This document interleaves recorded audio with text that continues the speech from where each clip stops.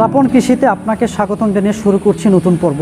আজকের আয়োজনে থাকছে একটি মুরগির আদর্শ খামার তৈরি করতে গেলে কি পরিমাণ টাকার প্রয়োজন হয় এবং এই খামারটি তৈরি করতে কি কি ধরনের উপকরণের প্রয়োজন হয়।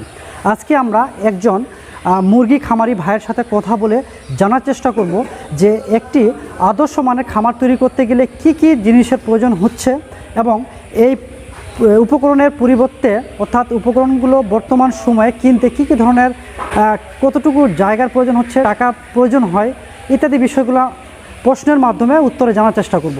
আশা করি পুরো অনুষ্ঠান জুড়ে আপনারা পাশে থাকবেন। আর সে পর্যন্ত আমি আছি ডাক্তার স্বপন খালকো। আলাপন কৃষিতে আপনাকে স্বাগতম। আপনি কেমন আছেন এবং আমাদের দর্শক বন্ধুদের জন্য আপনার পরিচয়টা জানব। আলহামদুলিল্লাহ, আমি ভালো আছি। আমি মোহাম্মদ হাসান হাবিব, জয়পুরহাট সদর থেকে বলতেছি। আচ্ছা, আমাদেরকে তো অনেকেই প্রশ্ন করে যে বলে যে ভাই একটা আদর্শ মুরগির খামার করতে গেলে কত টাকা খরচ হয়, কি কি লাগে ইত্যাদি বিষয়গুলো তারা আমাদেরকে প্রশ্ন করে। তো আজকে আমরা যেহেতু আপনার নিজস্ব একটা খামার আছে এবং আমরা দেখতে পাচ্ছি যে আপনি একটি খামার তৈরি করছেন, আপনার কাছ থেকে ঠিক মাঠ পর্যায়ে কী রকমের জিনিসের প্রয়োজন হয়, এর বিপরীতে কীরকম খরচ হচ্ছে আজকে আমরা আপনার কাছ থেকে জানবো এবং আপনার খামারটা ঘুরে ঘুরে দেখবো। তো প্রথমেই আমরা জানবো যে হচ্ছে এই খামারটা কত বাই কত আছে, মানে পরিমাণটা কত।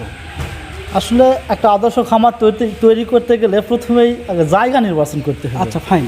জায়গাটা যেন আলু চলাচল করতে পারে এবং বায়ু চলাচল করতে পারে, সেই রকম একটা ফাঁকা জায়গা হলে ভালো হয়। আর জায়গাটা যেন পূর্ব পশ্চিম লম্বা হয়। বা ফাইন। আপনার এই খামারটার দৈর্ঘ্য প্রস্থ কত আছে? দৈর্ঘ্য আমি যে খামারটা এখন তৈরি করতেছি এটা 136 ফিট দৈর্ঘ্য আছে, আর প্রস্থ? আর প্রস্থে আছে 28 ফিট। আচ্ছা, আপনি এই যে 136 বাই 28 ফিট বললেন, জি, এখানে আপনার অ্যাঙ্গেল এবং টিন একটু যদি বিস্তারিত যদি বলেন খরচ সহ। আমার অ্যাঙ্গেল এবং টিন মিলে যেটা মিস্ত্রি খরচ সহ টিন আসছে হচ্ছে 210 পিস। আচ্ছা, 210 পিস। আর অ্যাঙ্গেল এগুলো আসলে মুখস্থ নাই, তারপরে একটু দেখি। আপনি বলছেন 11 পিসের মতন, মানে এটা 11 পিস। হ্যাঁ, 11 গুনতে হবে 11 পিস। তার জিআই তারের যে নেট আছে, আচ্ছা, এটা 7.5 ফিট হাইট আছে আর 136 ফিট লম্বাই আছে। এই জিআই তার 500 মিলে হচ্ছে 100, তাহলে 272 ফিট। আচ্ছা, আর এখানে টোটাল কস্ট আসতেছে তারের 1,55,000 মতো। আচ্ছা, আপনি টিনের কথা বলছিলেন, টিন এবং অ্যাঙ্গেলের খরচ কীরকম হয়েছে? অ্যাঙ্গেল মিলে প্রায় 5.5 লক্ষের মতো। 5.5 লক্ষ টাকা, জি, মিস্ত্রি সহ। আচ্ছা, আমরা টিনটা যে দেখতে পাচ্ছি, এই টিনটা মূলত কিসের টিন? এটা অ্যালুমিনিয়াম শিট। আচ্ছা, অ্যালুমিনিয়াম যে শিট হয়, আমরা এটা কেন ব্যবহার করব? এটা ব্যবহার করতেছি তাপ অতটা নিচের দিকে আসে না, তাপরোধক হিসাবে। তাপরোধক হিসাবে। আর আমরা যদি সাধারণ যে টিনগুলো আমরা যদি ব্যবহার করি সেক্ষেত্রে কি সমস্যা?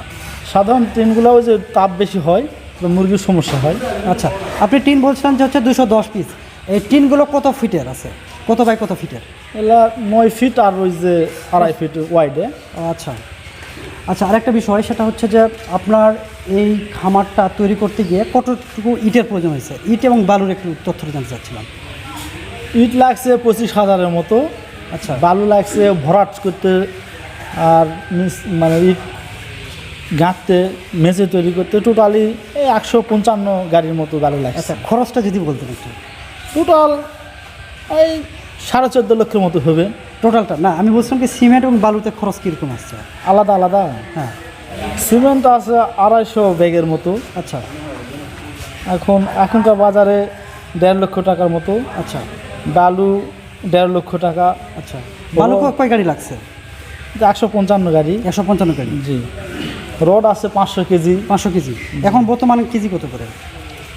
রডের এখন কেজি মনে হয় 75 টাকা। আমার এই রডগুলো আগে একটু কিনেছিল। আচ্ছা, রড তাহলে কতগুলো লাগছে বললেন? 500 কেজি। 500 কেজি, তাহলে কত টাকা আসছে? কিন্তু আগের দাম ছিল 92 টাকা, 46,000 টাকা। আচ্ছা আচ্ছা, 46,000 টাকা।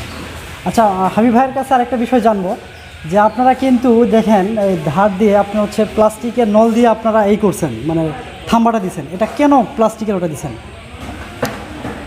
এখানে প্লাস্টিকের পাইপ দিয়ে তৈরি করার মূল কারণ যে খরচটা কমানোর জন্য। এখানে যদি আমরা ওই যে কংক্রিটের ওয়াল তৈরি করতাম তাহলে খরচটা বেশি হয়ে যেত, পিলার তৈরি করে খরচ বেশি হতো, রড সিমেন্ট বালু সব কিছু বেশি লাগতো। আচ্ছা এই জন্য আমরা পাইপ দিচ্ছি যে অল্প খরচে যেন করা যায়। আচ্ছা, আরেকটা বিষয় বলেন যে হচ্ছে একটা এই যে পূর্ণাঙ্গ একটা খরচের ক্ষেত্রে মিস্ত্রি খরচ তো অবশ্যই আছে, মিস্ত্রি খরচটা একটু যদি বলতেন। মিস্ত্রি যদি আমি ইটের মিস্ত্রির কথা বলি, যেটা রাজমিস্ত্রি বলে, হ্যাঁ রাজমিস্ত্রি, হ্যাঁ ফাইন, এটা প্রায় 2,70,000-75,000 টাকার মতো খরচ হয়েছে টোটাল মিস্ত্রি খরচটা। জি। আচ্ছা, আরেকটা বিষয় জানবো, সেটি হচ্ছে যে আপনার এই 136/28 ফিট যে খামারটি আমরা আজকে নিয়ে কথা বলছি, এখানে আপনার মুরগি ধারণের ক্যাপাসিটি কেমন? এখানে আমরা প্রায় 5,000-এর মতো মুরগি উঠাবো। আচ্ছা, সোনালী মুরগি। সোনালী মুরগি। আচ্ছা, আপনারা তো সোনালী মুরগি পালন করেন, এই তো? সোনালী মুরগি। তো এই ক্ষেত্রে যদি আমাদের কোনো উদ্যোক্তা ভাই যদি মনে করে যে আমি দেশি মুরগি হোক বা ব্রয়লার হোক বা লেয়ার হোক, তাহলে এই যে আপনি যে খরচের কথাগুলো বললেন, যে উপকরণের কথাগুলো বললেন, এটা দিয়ে কি অন্যান্য মুরগি কভার করা যাবে কিনা? হ্যাঁ, সব মুরগি চাষ করা যাবে। সব মুরগি চাষ, মানে এই জায়গাতে, মানে এই পরিমাণ জায়গাতে সব মুরগি চাষ করা যাবে, কিন্তু যদি লেয়ারে যায় তাহলে হয়তো পরিমাণে কমে যাবে।